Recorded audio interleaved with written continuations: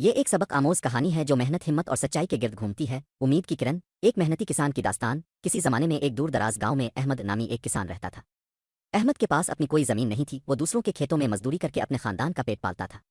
اس کی زندگی سادہ لیکن بڑی کٹھن تھی۔ گاؤں میں ایک بہت بڑا زمیندار تھا جسے لوگ چودھری غفور کہتے تھے۔ وہ بہت مغرور اور سخت گیر انسان تھا۔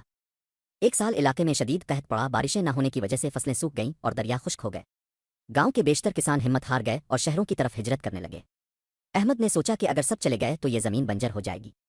اس نے ارادہ کیا کہ وہ گاؤں کے اس بنجر حصے کو آباد کرے گا جسے لوگ پتھریلی چٹان کہتے تھے اور جہاں گھاس کا ایک تنکا بھی نہیں اگتا تھا۔ احمد ہر روز صبح سویرے اپنی کلہاڑی اور کدال لے کر نکل جاتا۔ وہ سارا دن تپتی دھوپ میں پتھر توڑتا اور زمین کو نرم کرنے کی کوشش کرتا۔ گاؤں والے اس کا مذاق اڑاتے اور کہتے، احمد تم پاگل ہو گئے ہو، پتھروں سے کبھی اناج نہیں اگتا۔ لیکن احمد مسکرا کر جواب دیتا، محنت کبھی رائے گا نہیں جاتی، اللہ نیت دیکھتا ہے۔ کئی ماہ گزر گئے، احمد کی کمر جھک گئی، ہاتھوں میں چھالے پڑ گئے، لیکن اس نے ہمت نہ ہاری۔ ایک دن جب وہ زمین کھود رہا تھا، اسے ایک پرانی سراہی ملی۔ اس نے سوچا شاید اس میں سونا ہوگا، لیکن جب اسے کھولا تو اس میں صرف چند پرانے بیج اور ایک رکا تھا۔ رکے پر لکھا تھا، یہ صبر اور محنت کے بیج ہیں، انہیں صرف وہ اگا سکتا ہے جس کا پسینہ مٹی میں شامل ہو چکا ہو۔ احمد نے ان بیجوں کو اس پتھریلی زمین میں بو دیا اور دور ایک چشمے سے پانی لا کر انہیں سینچنے لگا۔ کچھ ہی دنوں میں معجزہ ہوا، وہاں ایسی ہریالی چھائی کہ پورا گاؤں دنگ رہ گیا۔ وہ بیج کوئی عام بیج نہیں تھے، بلکہ نایاب قسم کی گندم تھی جس کے خوشے سونے کی طرح چمک رہے تھے۔ چودھری غفور کو جب یہ معلوم ہوا تو اس نے لالچ میں آ کر احمد سے وہ زمین چھیننی چاہی۔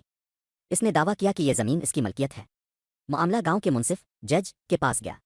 منصف ایک دانا آدمی تھا۔ اس نے کہا، جو اس زمین کا اصل حقدار ہے وہی اس کی حفاظت کر سکتا ہے۔ تم دونوں کو ایک ہفتہ اس زمین کی نگرانی کرنی ہوگی، جس کاف نگر